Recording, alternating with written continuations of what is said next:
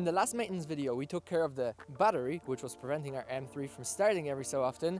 Well, more often than I would like. And we also took care of the oil pan, which was leaking. It was a bit of a bigger issue than I have initially imagined, but let's continue with the maintenance of the M3. First thing which we are going to be tackling in this video is fixing our exhaust valves. Now, we're not going to be doing the motors because actually both motors broke, and I have already switched the motors, but the problem was that the polarity of the motors were the other way around. So every single time I would open a valve, one of them would close, one of them would open. So therefore I had to deepen a plug, and deepening a plug can be quite annoying. And in this case, we kind of broke one. So let's fix it. So step one obviously is going to be to remove everything from the trunk. Now I do have more stuff than I would like. If you want a video on what I have in my car, all of the essentials, I'm obviously gonna have to sort them out, but leave a comment down below because I doubt that we need this much paper towels. We have some stuff for detailing the M3, an empty bottle, miscellaneous tools, oil, a tripod. I think it's black water for our tires, which is slightly wet, windshield protector, and our trusty toolbox. Now we can finally get to where the valve control box is. Oh yeah, and of course the tools that we're going to use to fix this issue. But first off, let's move all of this aside. And if you come a bit closer, you will see that the plug itself and this little kind of pin, it broke off. So this is what we're going to be replacing. We're going to replace this plug if the plugs that I have ordered are the same. So here is the wire. I can see that they aren't exactly the same. They aren't the same in terms of the size, which is fine, but the main problem that we're encountering are the way the insides. In this case, we're just gonna go ahead and reuse the old plug. Now, we do have metal pins. Some of them are male, some of them are female. What we are looking for is, I believe, a female, which is not this one. But in fact, it's this one, and the pin from within the control box is going to go into this, whatever this is. In the end, what I've decided to do is to shorten both wires, put on 2 new pins, crimp them together, and to use the old plug. Now the new plug, it just didn't fit, it had different connectors, which is fine. The old plug was fine, a little bit damaged, but I was in the end able to shove it in just so the contact was made. If you are going to be doing this, make sure to use some insulation tape because you do not want to have those 2 wires touching together because you're not going to have a working valve because of a short. Now, this isn't my best job, but it was the best as I could do with the tools that I had on me. Now, so what I'm going to do next is I'm going to plug this in without this plastic housing in order to see which cable goes where, because it's been a while and I already forgot. So let's grab the controller.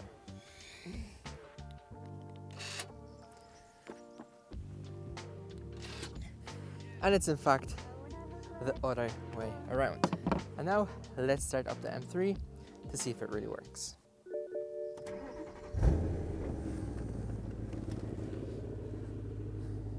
Now we are valves open. And now the valves are closed. So I'm gonna take my mic, place it right on that blanket, and let's put some valves.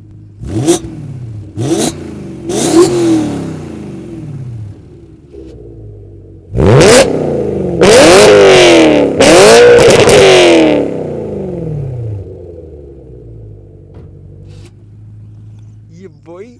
Now we can go incognito. Oh, there is a bit of petrol and stuff on my blanket now. A bit more than I have thought there is. But now we can finally go around in peace. Now let's tackle the next thing. And our next piece of maintenance are going to be the subwoofers, because in fact, both of the subwoofers went. And there could be 2 things wrong with them. It could be either the amp or it could be the subwoofers, but I think it's the subwoofers, and let me tell you why. When I was over in Italy driving, I remember that the sound has changed somewhat, and then I drove for some more, and then the sound has just changed completely, and it was the lack of subwoofers. So I think that one of the subwoofers went, and then the other one went as well. And now supposedly in the E92 M3 platform, when the subwoofer goes, they go in pairs. I know that the M3 is a little dirty, but we're gonna do a few special videos on cleaning the entire M3, interior, exterior, underbay, everything. But what we need to do first is we need to get to the subwoofers to test them out if they are the ones that are in fact broken. And supposedly, one of my commenters said that the wires within the subwoofers, they can detach. And if they detach, obviously we lose the sound. So maybe, just maybe, there's a way of rescuing them. In the E92 M3 platform, the subwoofers are located under the seats, and there are just 4 bolts which you need to undo on each seat to get to the subwoofers, which isn't a big deal. Once I have removed the 4 screws from the seat, I was able to lean it back in order to get to the subwoofer cover. Now the subwoofer cover, it only has about 5-6 screws which you need to remove, and once you will remove it, we will be able to finally get to the subwoofer. So if I pull this seat back, you can see the subwoofer. Obviously you can kind of lift this carpet up in order to get to all of the mounting points. We're gonna take it out to see that it works, and I think I know of a way to test the speaker, and if we confirm that the speaker is broken, then we can either try to repair it, or we can order new speakers. And so I was just few screws away from removing the subwoofer and validating the issue. And what I've seen slightly excited me, and I think this is a bit of an understatement. And I think I found the reason why the speaker is broken. Oh, this might actually be fixable. Let's go. Okay. I'm really not sure if you can see here. Let me try to zoom in. But the cable is broken. The cable is broken. That sounded really awkward, but ignore the squeak. But this means that I could technically fix it up, and then we will have working speakers. Now, to confirm this hypothesis, I'm going to connect it up somewhat, just so you know it stays connected. I might have to go over and solder it at home. Then we're gonna pop the speaker back in, and I hope that this is it, because this would be glorious. No money spent, subwoofer's working. I think I got overly excited about this, but there is hope that I won't have to spend any money on this, so let's try to solder this back together. So I'm gonna do my best to show you what I'm doing, but this is gonna be somewhat of a crude way of fixing it. Again, there's this kind of guard in the way. If this wasn't here, we would obviously be able to get up close and then maybe fix up this wire, but here, I'm gonna fish this out. I'm going to loop this around, and then we are going to solder it in place. Now this wire, most likely, since it's probably attached to the membrane, it moves, so we can't really make it extended that far, because again, it's going to snap off.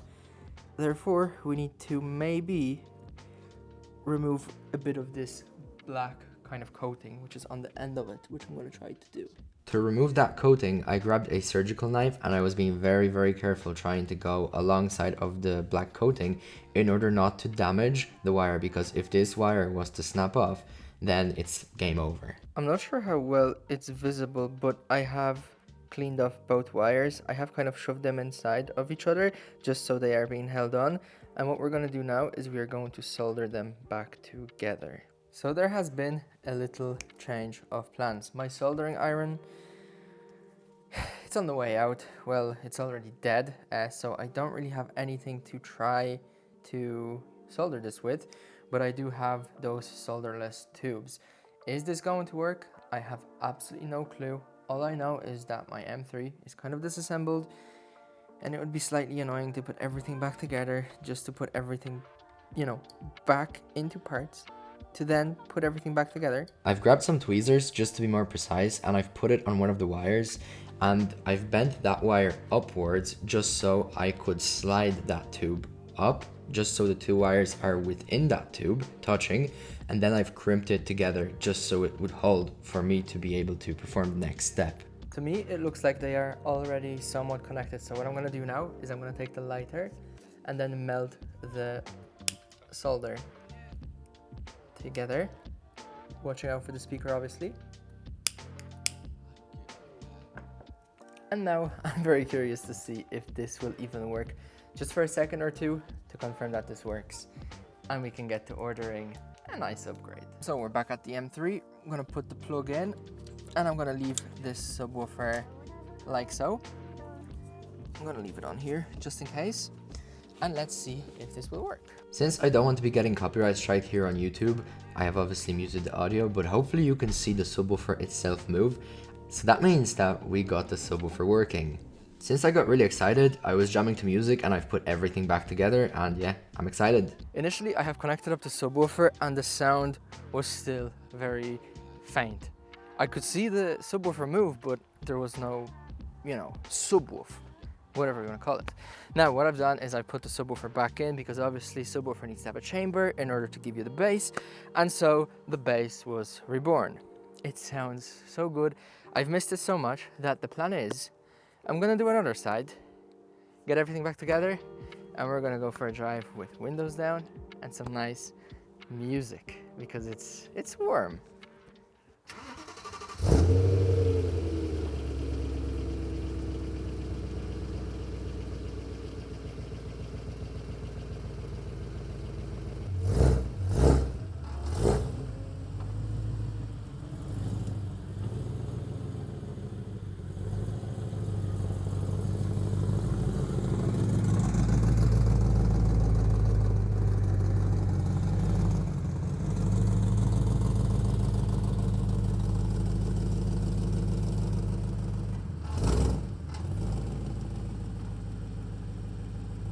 Next side, and you already know the drill. 4 bolts, but this time I've done something a little bit more inventive. And now we got plenty of space to work with thanks to this bottle of water. Now I don't have to remove this harness, but when we will essentially be cleaning the entire interior, I will remove this harness. The reason why I don't want to do it now is unknown, honestly. Again, removing the cover, finding some spare change between the seats, and getting to the subwoofer. And as I was getting closer and closer to the subwoofer, I was thinking to myself, what are the chances that, you know, 2 wires on separate subwoofers went off at the same time? And now we have the moment of truth. So here's our second subwoofer. Let me just unplug it to find out why this is broken. Is it gonna be the wire? Yes, in fact, it is the wire. I'm not sure if you can see there, but you already know the drill. Let's go upstairs and get this fixed. With the other subwoofer, the situation was pretty much the same, except the wire has snapped in a slightly less inconvenient place, but I show you how I dealt with it. Not sure how well you can see, but I've slid on this part. I'm gonna bend this down further than I need to, just so we have slightly more, I guess, cable to deal with. And I'm going to shove this 90-degree into this tube right here. And once this is all fully done, we're going to bend it back up. So I'm going to bend this further down than I need to, like so, in order to get a slightly more space in order to do this procedure.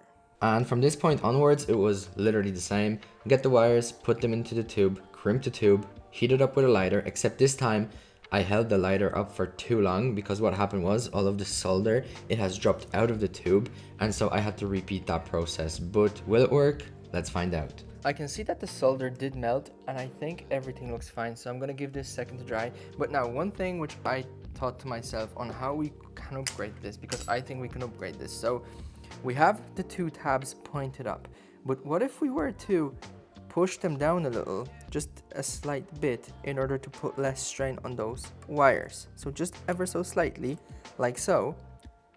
So they aren't straight, but a little pointed down. Now, some people may be looking at this and cringing, but I think that this is going to prevent this from failing as quick as possible. Now, if this is going to work, what I'm gonna do is I most certainly will leave in those speakers.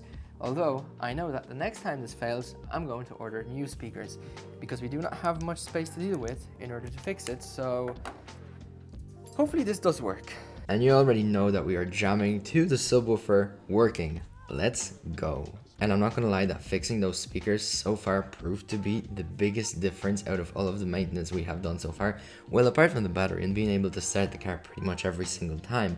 But as we're getting to the end of this video, I would really like to thank you for the support, watching. Hopefully you have enjoyed, and yeah, thank you very much again. Liking, subscribing, watching the entire video, it helps out a lot. And my throat is sore, as you can probably hear, but hopefully I've enjoyed this video. Hopefully your week was going great, and hopefully another one will go even better. And yeah, I will hopefully see my next one. Take care, and to the next one.